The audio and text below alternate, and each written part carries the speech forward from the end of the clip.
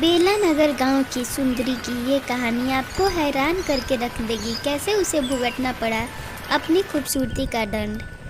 सुंदर वन पहाड़ियों के पीछे एक बहुत ही खूबसूरत सा गांव सुंदरपुर था, जहां के लोग अपने दयालु व्यवहार की वजह से प्रचलित थे।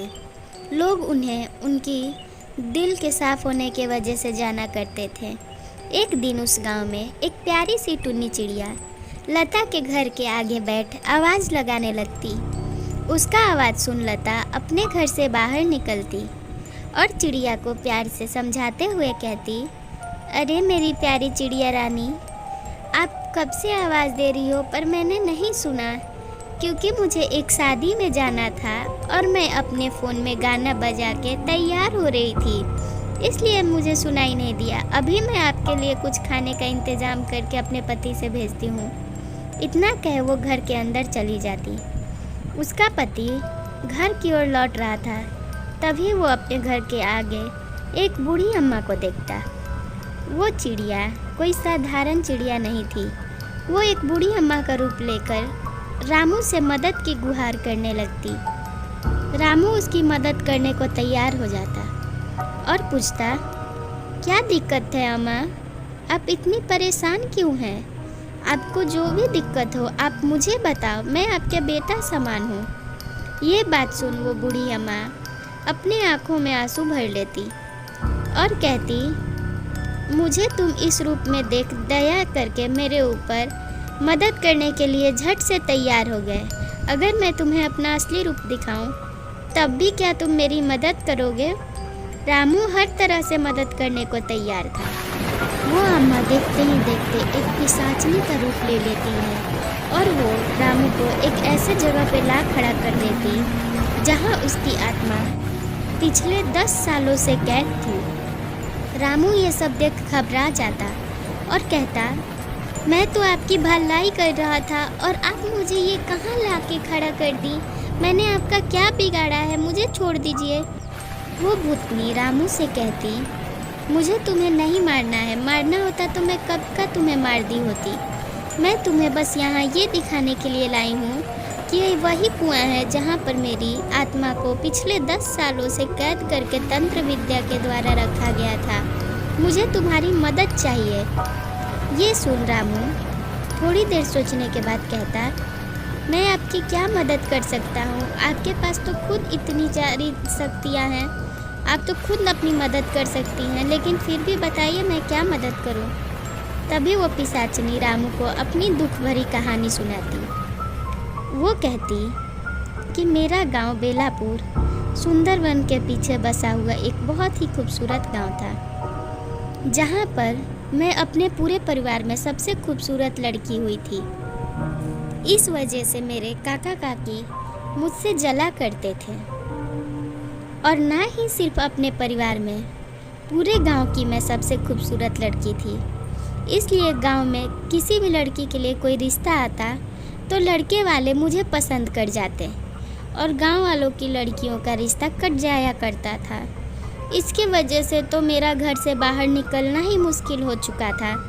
सब लोग मिलके मेरा घर से बाहर निकलना बंद करा दिए थे। पहले तो उन लोगों ने प्यार से कह के मेरे पिताजी से मेरा घर से बाहर निकलना बंद कराया। एक दिन मेरे पिताजी शहर गए हुए थे, तभी सारे गांव वाले वहां आते हैं जहां कि मैं बाहर खड़ी थी और मुझसे मदद की गुहार करते। मेरे पिताजी मुखिया थे और वो गांव में नहीं थे, तो मैं उनकी मदद करने के लिए तैयार हो जाती। वो लोग मदद की गुहार कर उस ओर चल देते जिस ओर उन्होंने मेरे बारे में षड्यंत्र रचा हुआ था।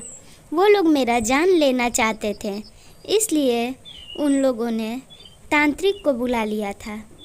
तांत्रिक के पास वो लोग जाके मेरी सारी बातें बताते। तांत्रिक उनकी मदद करने को तैयार हो जाता।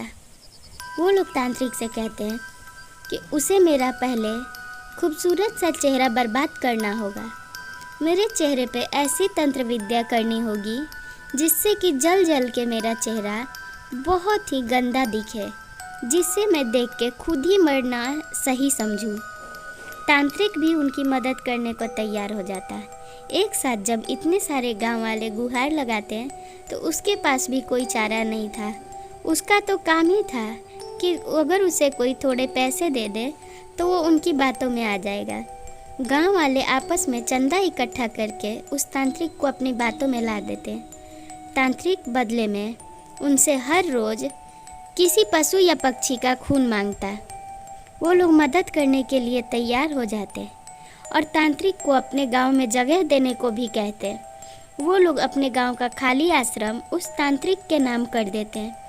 वो वही आश्रम था जहाँ पे पहले पूजा पाठ हुआ करता था, लेकिन अब तांत्रिक के आने के बाद वहाँ पर काला विद्या का पूजा पाठ शुरू हो चुका था। वो तांत्रिक उसी आश्रम से ऐसा हवन कुंड की अग्नि जलाता और मेरा नाम लेके उस हवन कुंड में पूजा करना शुरू कर देता। गांव वाले एक एक जानकारी मेरी उसे देने लगे थे। उनके द्वारा जानकारी मिलने से तांत्रिक और मजबूत शक्तियाँ का प्रयोग मेरे ऊपर करने लगा। मैं घर में सोई थी, तभी मुझे ऐसा महसूस हुआ जैसे मेरे चेहरे पर किसी ने पूरा आग जाके डाल दिया है। तांत्रिक जैसे जैसे हवन में अपने मंत्र द्वारा पढ़ा गया कोई चीज़ वस्तु डालता तो वैसे ही मेरे इधर चेहरे में भी जलन होती थी। मैं तड़पती रही और चिल्लाती रही। सारे गांव वाले आश्रम पर गए हुए थे, कोई मेरी मदद करने को तैयार नहीं। कुछ लोग सुन भी रहे थे तो जानबूझ के मेरे पास नहीं आ रहे थे और मेरे माता पिता शहर गए थे।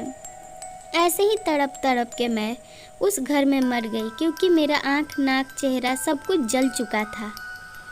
और तब से मैं यहीं भटक रही हूँ। इसी कुआं में उस तांत्रिक ने मुझे अपनी शक्तियों से कैद कर दिया था। आज सुबह एक छोटी सी टुन्नी चिड़िया जो आज तुम्हारे घर के पास आके बैठी थी, वो आई थी मेरे कुआं के पास पानी पीने और उसने मुझे आज़ाद कर दिया। इसलिए मैं उसके शरीर में तुम लोगों के घर के बाहर मदद मांगने आई थी। तभी रामू कहता, अगर आप चाहती तो हमसे ज़बरदस्ती भी अपनी मदद करा सकती थी, लेकिन आप ऐसा नहीं करती। मुझे पता है कि आपके साथ बहुत गलत हुआ है और इसकी सज़ा उन सबको भुगतना होगा। मैं जाऊंगा उस गांव में जो आपका गांव था और आपके पिता को सारी सच्चाई बताऊंगा और आपको भी मेरे साथ चलना होगा ताकि उन लोगों को यकीन ना हो तो आप उनके सामने अब प्रकट हो सको। पिशाचनी चलने को तैयार हो जाती। रामू और उसकी पत्नी शादी में ना जाके बेलापुर गांव जाने की बात करते और तुरंत पुलिस को फ़ोन कर देते और सारे गांव वालों की ये बात बता के उनको एक एक गांव वाले को जेल में भेज देते हैं और पिशाचनी की आत्मा की शांति की पूजा कराते हैं। ऐसी कहानी के लिए चैनल सब्सक्राइब कर वीडियो को एक लाइक ज़रूर कर दें।